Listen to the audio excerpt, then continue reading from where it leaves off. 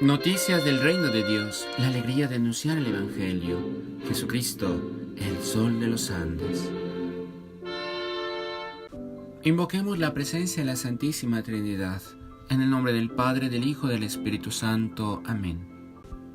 Todo el amor que uno pueda tener en su corazón es estéril si no lo traduce en palabras y acciones. No amemos de palabra ni de lengua, sino de hecho y en verdad.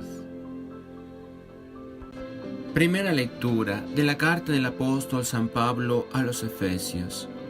Hermanos, habiendo oído hablar de vuestra fe en Cristo y de vuestro amor a todos los santos, no ceso de dar gracias por ustedes, recordando en mi oración, a fin de que Dios de nuestro Señor Jesucristo, el Padre de la Gloria, os dé espíritu de sabiduría y revelación para conocerlo, e ilumine los ojos de su corazón, para que comprendan cuál es la esperanza a la que Él nos llamó, cuál es la riqueza de gloria que da en herencia a los santos, y cuál la extraordinaria grandeza de su poder en favor de nosotros, los creyentes, según la eficacia de su fuerza poderosa, que desplegó en Cristo resucitándolo de entre los muertos, y sentándolo a su derecha en el cielo, por encima de todo principado, poder, fuerza y dominación, y por encima de todo nombre conocido, no solo en este mundo, sino en el futuro. Y todo lo puso bajo sus pies, y lo dio a la Iglesia como cabeza sobre todo. Ella es su cuerpo, plenitud del que llena todo en todos. Palabra de Dios. Al Salmo 8 respondemos: diste a tu Hijo el mando sobre las obras de tus manos. Señor dueño nuestro, qué admirable es tu nombre en toda la tierra. Ensalzaste tu majestad sobre los cielos.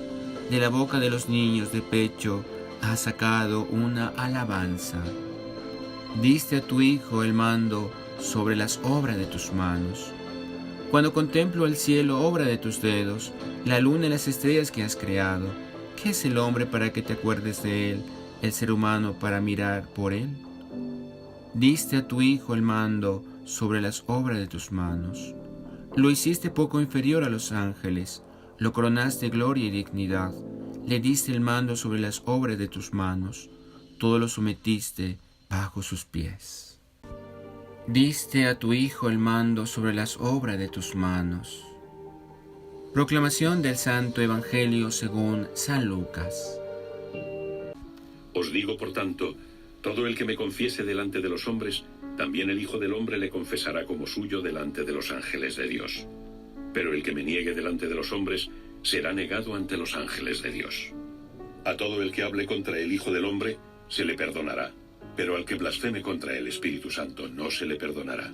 Cuando os lleven a las sinagogas y ante los magistrados y autoridades, no os preocupéis de cómo defenderos o de qué habéis de decir, pues el Espíritu Santo os enseñará en aquel momento lo que conviene decir. Palabra del Señor. Gloria a ti, Señor Jesús. ¿Qué tal, queridos hermanos? Hoy 17 de octubre del año del Señor. Hagamos todas nuestras obras por amor de Dios o Amor Dei. Trabajemos por construir el reino de Dios, amando con el corazón de Jesús y sirviendo a nuestros hermanos con alegría, generosidad y sacrificio. Meditemos. En esta festividad de San Ignacio de Antioquía, obispo y mártir, que sucedió a Pedro en esta sede de Antioquía, la lectura de hoy nos invita a reflexionar sobre el gran misterio de la Iglesia de Jesús. Pablo en esta carta a los Efesios recoge toda la teología que engloba el misterio de la sucesión de Jesús y es exaltado por Dios por encima de todas las cosas y que permanece en su iglesia a través del Espíritu Santo hasta la futura consumación. Después del himno litúrgico que suponen los primeros 14 versículos de este capítulo, donde nos habla de la preelección como hijos adoptivos por medio de Jesucristo antes de la creación del mundo. En el texto actual ensalza la supremacía y triunfo de Jesús, resucitado por el Padre que lo ha sentado a su derecha en el cielo, y todo lo ha puesto bajo sus pies. Y lo entregó a su iglesia, que es su cuerpo místico, plenitud de todo en todos. El apóstol Pablo tiene claro cuál debe ser el compromiso de los fieles creyentes como continuadores y realizadores del reino de Jesús.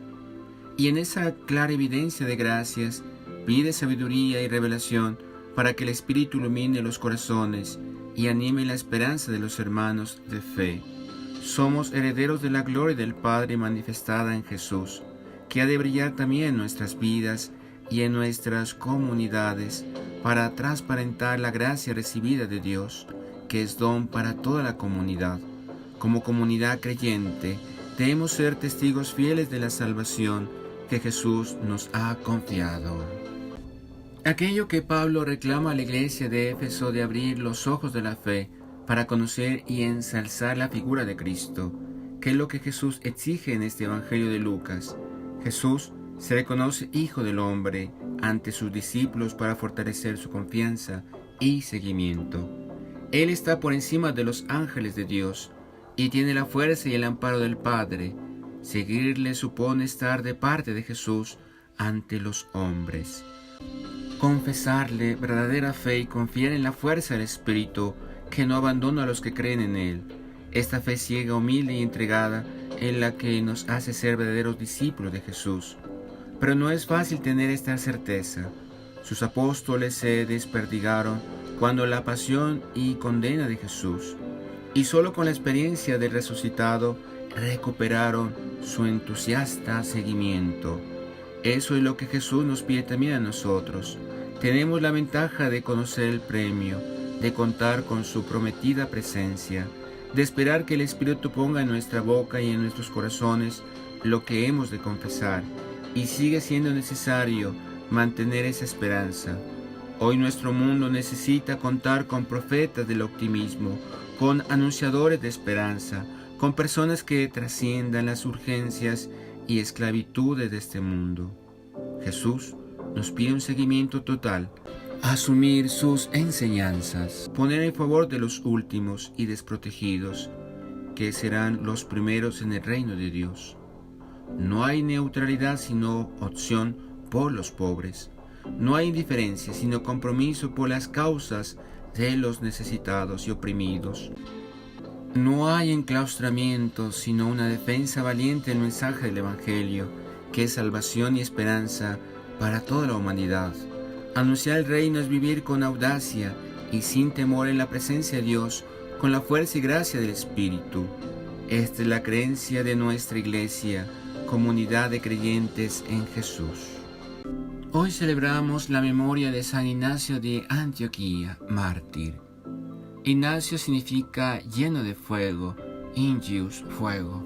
Nuestro santo ostenta lleno de fuego de amor por Dios. Antioquía era una ciudad famosa en Asia Menor, en Siria, al norte de Jerusalén. En esa ciudad, que era la tercera en el Imperio Romano, después de Roma y Alejandrina, fue donde los seguidores de Cristo empezaron a llamarse cristianos. De esa ciudad era obispo San Ignacio, el cual se hizo célebre porque cuando era llevado al martirio, en vez de sentir miedo, rogaba a sus amigos que le ayudaran a pedir a Dios que las fieras no le fueran a dejar sin destrozar, porque deseaba ser muerto por proclamar su amor a Jesucristo. Dice que fue discípulo de San Juan Evangelista. Por 40 años estuvo como obispo ejemplar de Antioquía, que después de Roma era la ciudad más importante para los cristianos, porque tenía el mayor número de creyentes. Cuenta la historia que el emperador Trajano mandó que pusieran presos todos los que no adoraban a los falsos dioses de los paganos. Como Ignacio se negó a adorar a esos ídolos, fue llevado preso, y entre el perseguidor y el santo se produjo el siguiente diálogo. ¿Por qué te niegas a adorar a mis dioses, hombre malvado? No me llames malvado, más bien llámame Teóforo, que significa el que lleva a Dios dentro de sí. ¿Y por qué no aceptas a mis dioses? Porque ellos no son dioses, no hay sino un solo Dios, el que hizo el cielo y la tierra, y a su único Hijo Jesucristo es a quien sirvo yo. El emperador ordenó entonces que Ignacio fuera llevado a Roma y echado a las fieras para diversión del pueblo. Encadenado fue llevado preso en un barco desde Antioquía hasta Roma, en un largo y penosísimo viaje, durante el cual el santo escribió 7 cartas que se han hecho famosas, iban dirigidas a las iglesias de Asia Menor. En una de esas cartas dice que los soldados que lo llevaban eran tan feroces como leopardos, que lo trataban como fieras salvajes, y que cuanto más amablemente los trataba él, con más furia lo atormentaban. El barco se detuvo en muchos puertos y en cada una de esas ciudades salía el obispo y todos los cristianos a saludar al santo mártir y a escucharle sus provechosas enseñanzas. De rodillas recibían todos su bendición. Varios se fueron adelante hasta Roma a acompañarlo en su glorioso martirio. Con los que se adelantaron a ir a la capital antes que él, envió una carta a los cristianos de Roma diciéndoles: por favor, no le vayan a pedir a Dios que las fieras no me hagan nada. Esto no sería para mí un bien sino un mal. Yo quiero ser devorado, molido como el trigo, por los dientes de las fieras, para así demostrar a Cristo Jesús el gran amor que le tengo. Y si cuando yo llegue allá me lleno de miedo, no me vayan a hacer caso si digo que ya no quiero morir.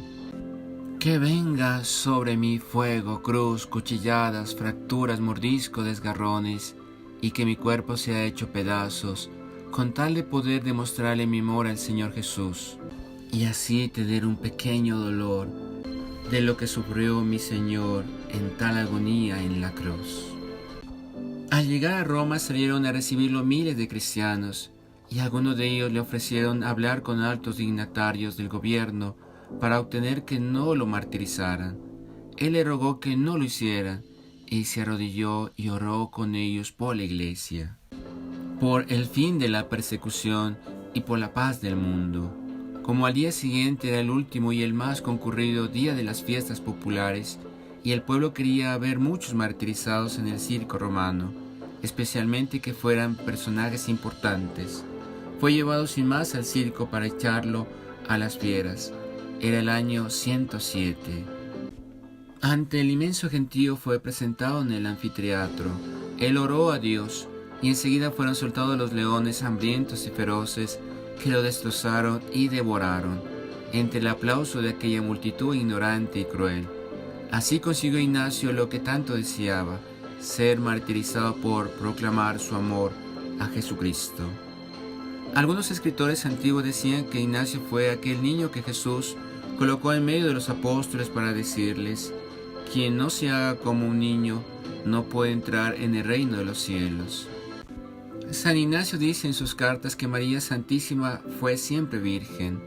Él es el primero en llamar católica a la Iglesia de Cristo. Católica significa universal. Vayan por todas partes del mundo y anuncien el Evangelio. Oremos juntos. Señor Jesús, haz mi corazón semejante al tuyo. Reparemos. Te pido perdón, Señor, por no seguir el insigne ejemplo de todos los santos que dieron su vida y más aún alejaron de su vida el pecado, los vicios y los defectos. Perdón, Señor. Ofrecimiento. Te ofrezco, Señor, mi corazón, mis pensamientos, mis buenas acciones. Acción de gracias. Te damos gracias, oh Dios omnipotente, por todas tus bendiciones, a ti que vives y reinas por los siglos de los siglos. Amén. Adoremos. Te adoramos, Señor, y te bendecimos, porque nos muestras que a través de María Santísima nos das todos los dones que necesitamos para configurarnos con Cristo. Te adoramos, Señor, y te bendecimos. Sagrado Corazón de Jesús, en vos confío. Dulcísimo Corazón de María, sé la salvación del alma mía. Venerable Padre Julio María Matovelle, ruega por nosotros y por nuestra nación. San Ignacio de Antioquía, ruega por nosotros. María, la estrella luciente de los Andes, ruega por nosotros, por América y el mundo. Y la bendición de Dios Todopoderoso, Padre, Hijo y Espíritu Santo, descienda sobre nosotros y permanezca para siempre. Amén. Noticias del reino de Dios, la alegría de anunciar el Evangelio. Jesucristo, el sol de los Andes.